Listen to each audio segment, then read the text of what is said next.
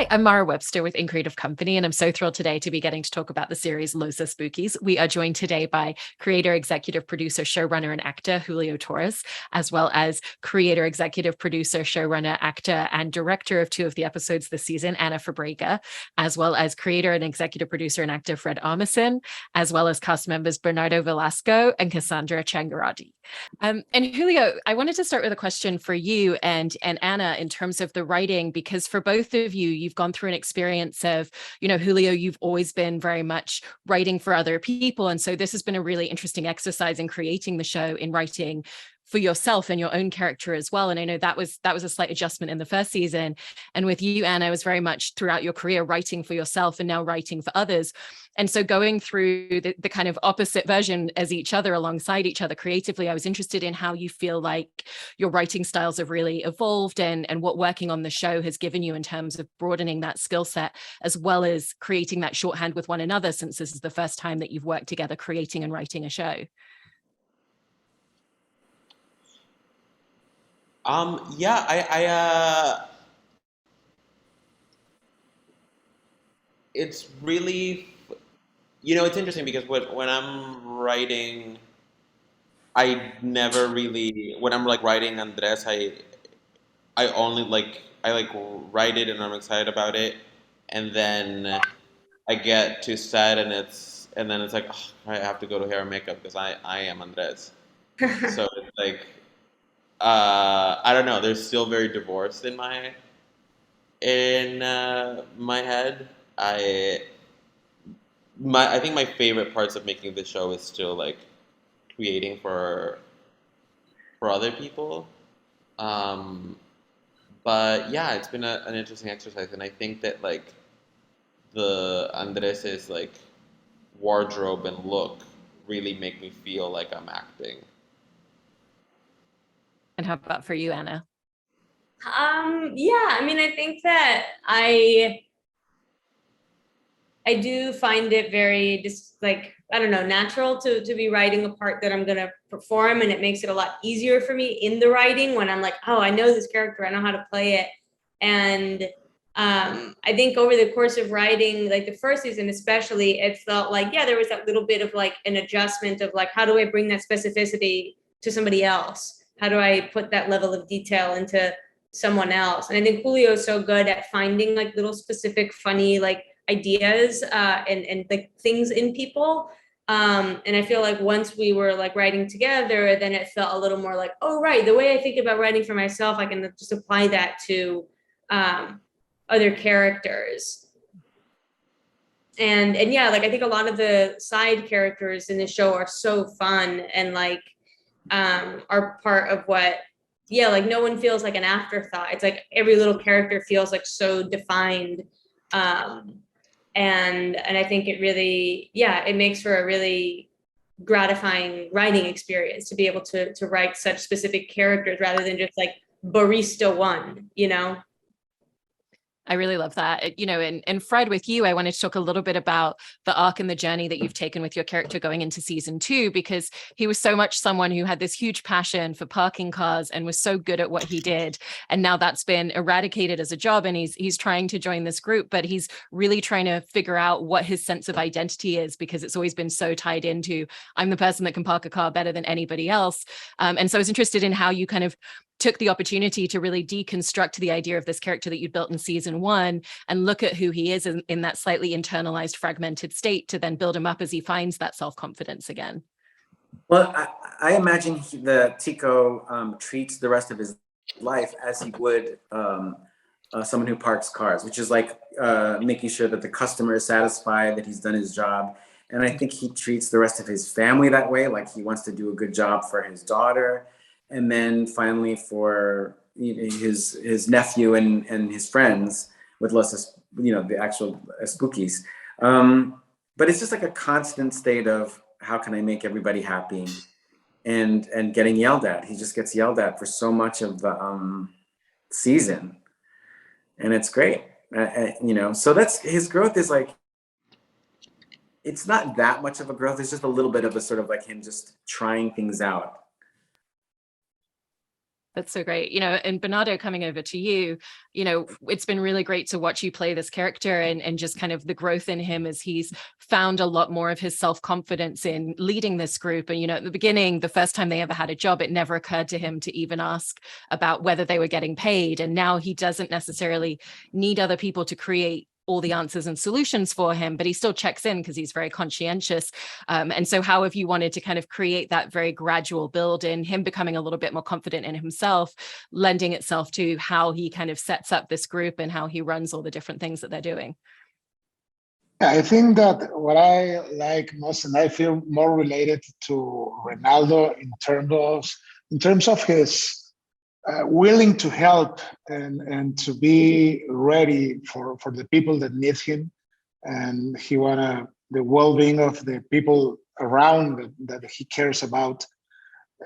That's something great. I think that he have such a big heart that he can be like fighting for the well-being of his friends.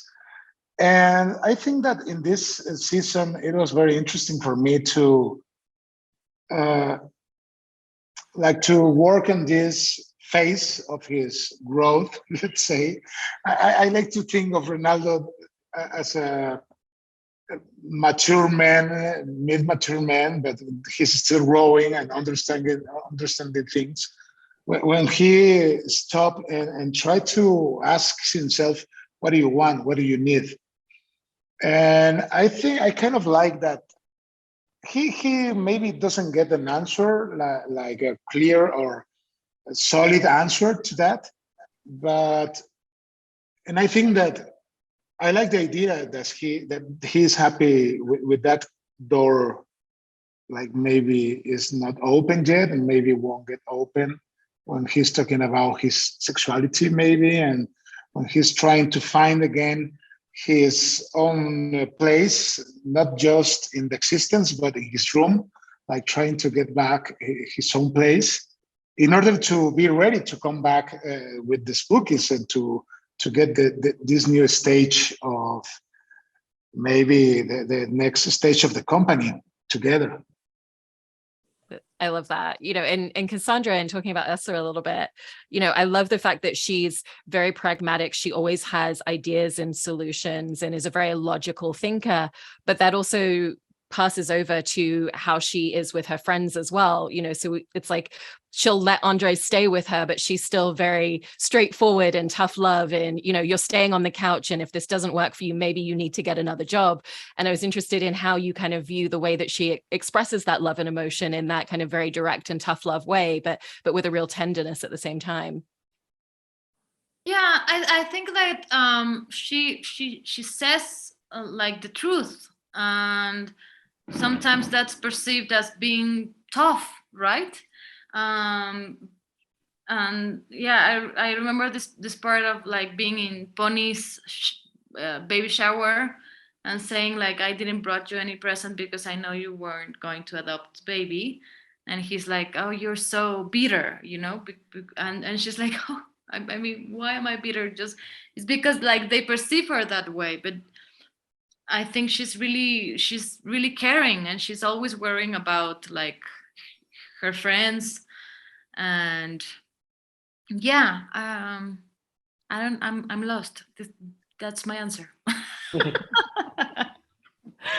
No, I love those details in her. And for all of you, I wanted to talk a little bit about, finding the tone and the voice of this show, because it's so specific. It's so unlike any other show, which is why it's so wonderful. And what I love is that there's a mix of different comedic styles. You have characters who are very grounded and, very real, and then Ana and Julio, like your characters are slightly more heightened and very much kind of in their own bubble of the world. And that mix really works so beautifully.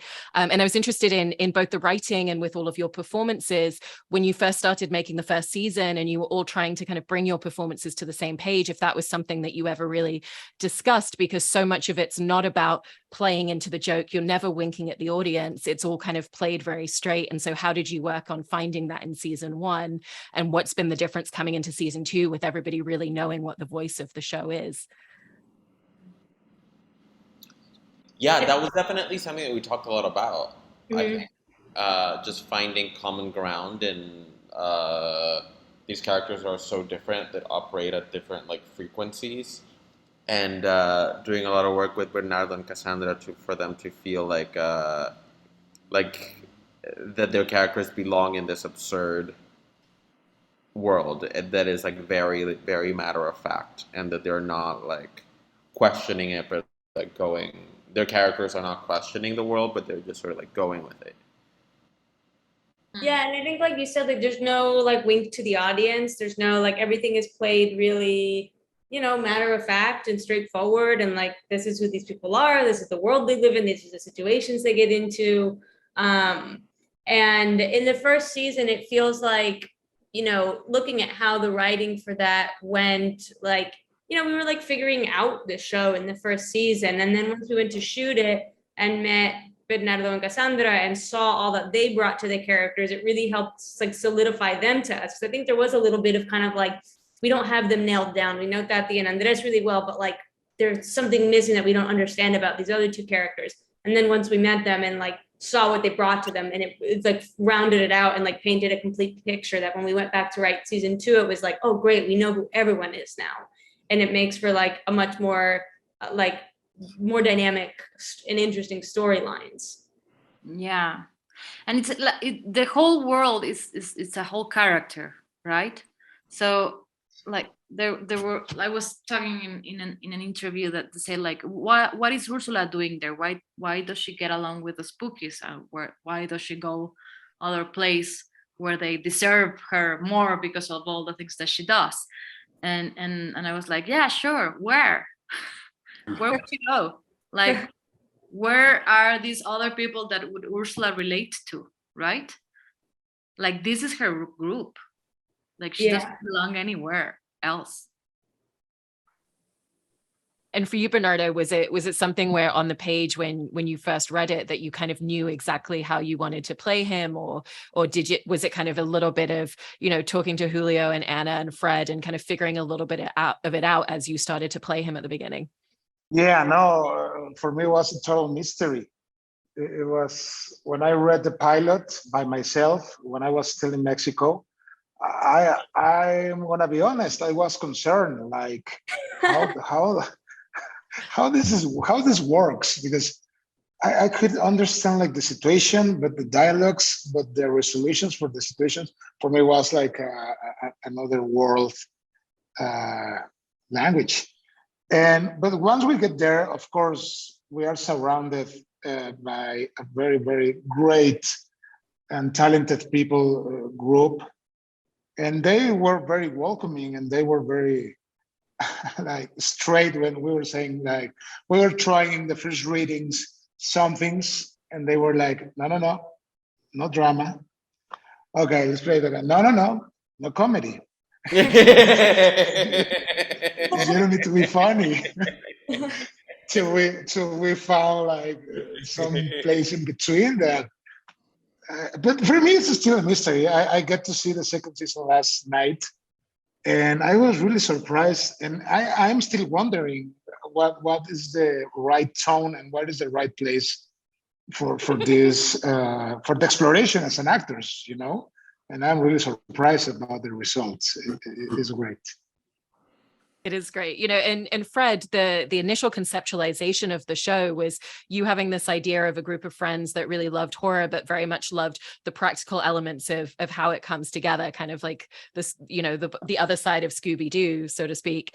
And I was interested in how in-depth you started to get with that idea before you realized that you needed to or wanted to bring on some other creative voices to really develop it, to flesh it out, and what that looked like in the early stages of taking that inception of an idea, and how can we really create this into a very fully realized world and a narrative structure that could potentially fill multiple seasons if it needed to.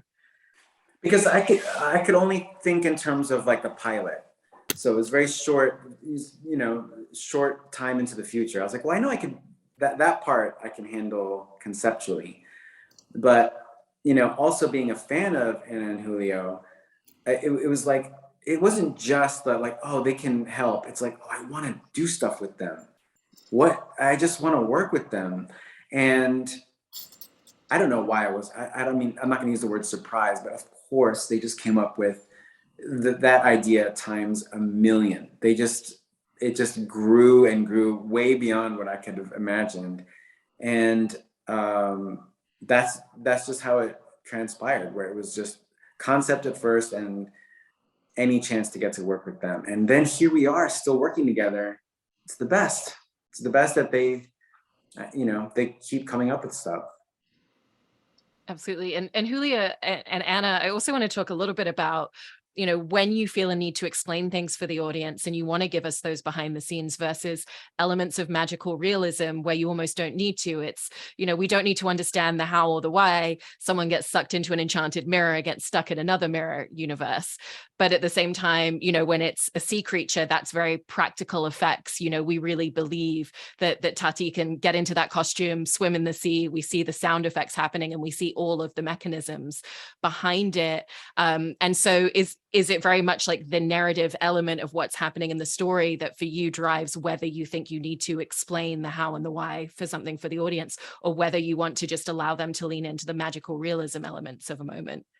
Well, I think that the gigs that Los Espookys do are like practical effects, even in the first season where they do the inheritance scare and the bed like goes down and then someone comes in, I'm like, in my head, that's a practical effect that somehow they figured out how to do it. And then the rest of like the world does have all these other elements of like magical realism and surrealism and absurdism that I think audiences don't need everything explained to them, and you can just trust that they can watch something and enjoy it without saying, but wait a minute, what about all these things? I have so many questions. Yeah. And for you, Julio? Yeah, the same. I think there's a distinction between the artifice that Los Espookys create and then the elements of real magic that happen in the like the water shadow is as real as Ronaldo's mom, and they're like both like matter of fact creatures in that universe. And I feel like that also passes over into a lot of the visual details, because like you said, that's very real to Andres, that creature that he's seeing and talking to. And so we don't necessarily kind of see the mechanisms of that costume, but there's other moments where we kind of, there's intentional, like you can see how this was built and, but even from your character standpoints, there's such great visual elements for all of you. Cassandra, I know that you kind of came into the show with like a really strong idea of how you imagined your character looking. Anna, you've been so excited to wear that hat. And then Fred, in this season, there's that great moment where your character shows up dressed like he thinks he should be in order to join the group. And so what have been some of the elements that you felt have been really important in terms of costume or visual aspects with your characters that you're creating or playing in the show? I think I wouldn't be Ursula without the hair. I need the hair. It would be so weird to have Ursula in another, like with another. It's easy to go into character once you get your hair. I think Julio with the blue hair also goes through that. And with Andres, it's like,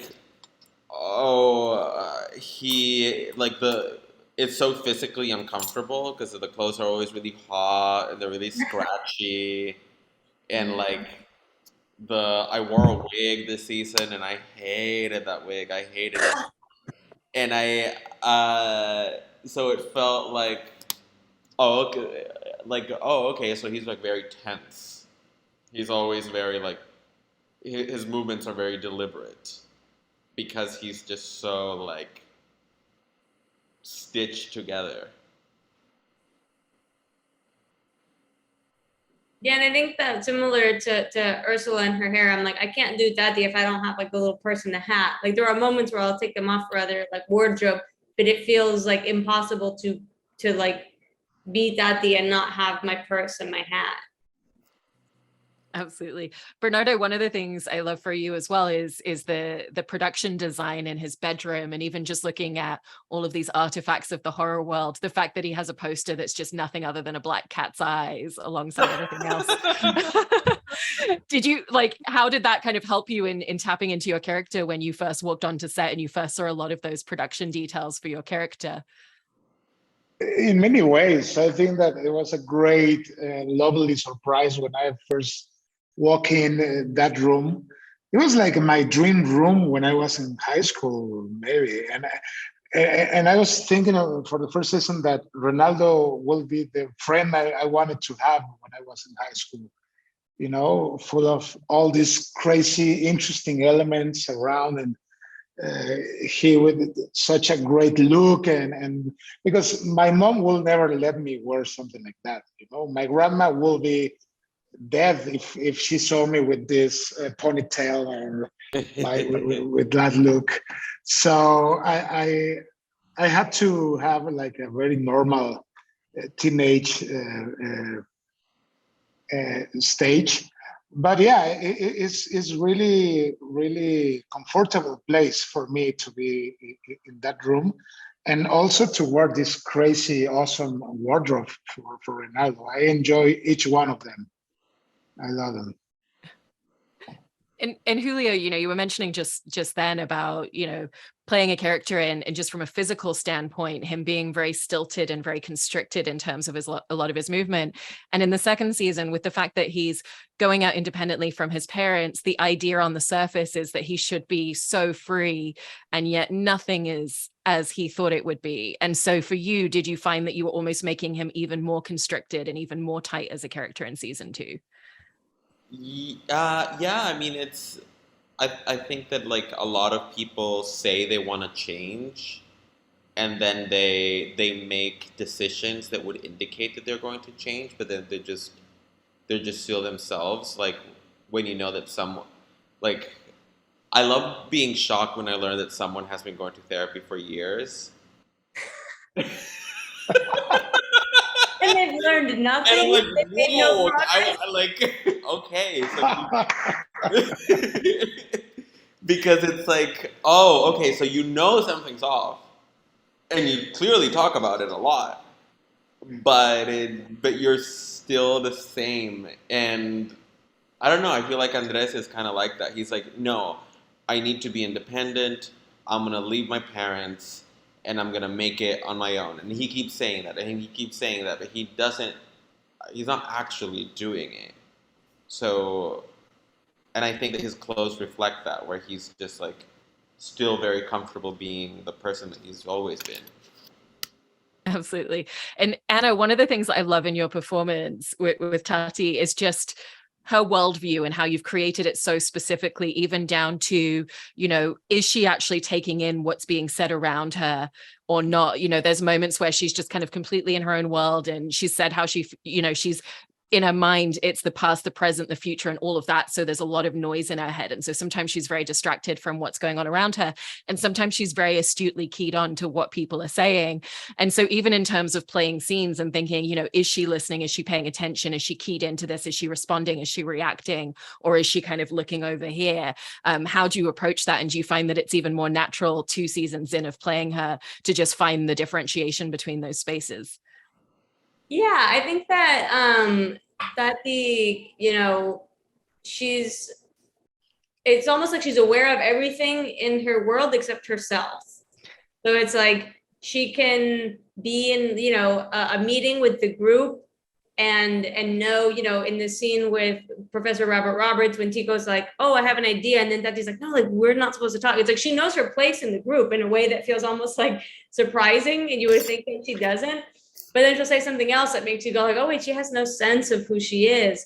But I think that she is like, someone who is like almost like listening to too much, taking in too much and trying to like decipher like, well, what do they want me to be? What do I think people want from me? And always kind of like searching for that. And I think that in the second season, like she goes like once her marriage implodes, then we see her looking for like, well, what can I latch on to show people like, look, I'm worth something. And And then, you know, when that falls apart, then she realizes like, oh, well, that's not like, what do I think of myself? What do I want to do?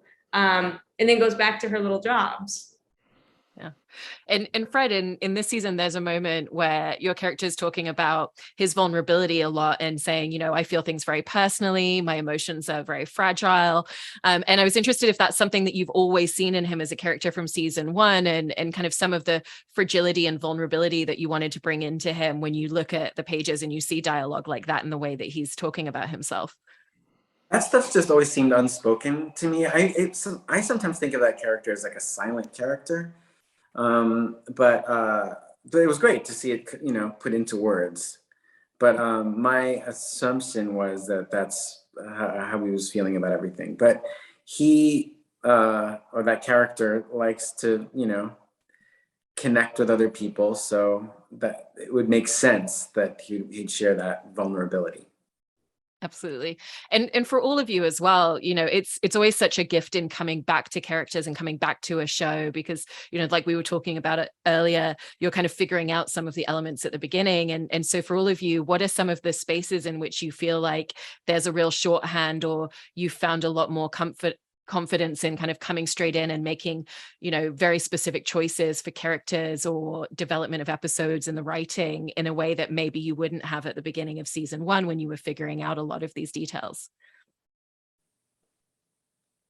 I think one of my favorite group scenes in the second season is when the second time that they're with Monica Martinez, the like office manager, who Ursula, the first time they meet her, is like, this, we're not doing this again. And then when they show up and she's having the birthday party, like, I feel like everyone's characters are so clear there, where Ursula walks in, the kind of like no nonsense, like what the heck is going on? I thought I like pulled the plug on this. But Renato trying to be like the people pleaser, being like, no, like it's okay, like let's do the cake. Andres kind of being like, I'm gonna go. And then Daddy sort of like not knowing where to fit in either. Like it feels like a very, like everyone is so like distilled in their elements in that scene. How about for the rest of you? Well, it was, yeah, to portray it like at the beginning, it was like, I mean, I'm working with the creators of the show, and they obviously have a clear vision of what the show was going to be like. And Bernardo and I, we came from Mexico, and we didn't know exactly what was expected from us.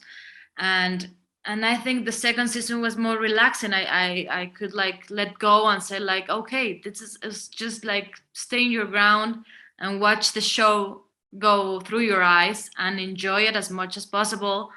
And yeah, I was more calm, and I understood the grounded part of Ursula, and had like, yeah, I understood it. Was that the same for you, Bernardo, in terms of what Cassandra's saying about just feeling a little bit more relaxed in the second season? Yeah, totally. And I was really curious also about, because, you know, we read the script and we kind of start imagining the situations and how the characters are gonna be. But no, once we are there, every time I arrive to set and I watch all they build to like bring to life every situation and every character, we are thankfully surrounded by great talent for playing all of the roles around Los Espookys. So yeah, it's always a great surprise. And even yesterday, when I was watching the second season, I was again surprised because I didn't saw how they shoot most of the sequences, and I was really shocked. I fell in love again with Los Espookys last night. And for you, Fred, what was the shift for you in the second season? Because obviously in the first season, your character was kind of in this very separate ecosystem narratively, and now he's right in the center and part of the group. So that's obviously been a little bit of a shift and a change as well. Yeah, but a really great shift, because there's like less explaining as to like why he's in another location. So it's just also just like the simple chemistry of being around the cast. being with Bernardo and Cassandra and everybody. And it's just like, even just watching them together, in the second season, there's like an immediate chemistry that I just love that it just exists. It's like, as far as shorthand, it's just like chemical and visual, like it just works. Well, it's such a, such a great first season, and the second season, even exceeded my expectations. It's so fantastic. So congratulations on everything with the first 2 seasons of the show. And thank you so much to all of you for talking about it. Thank you.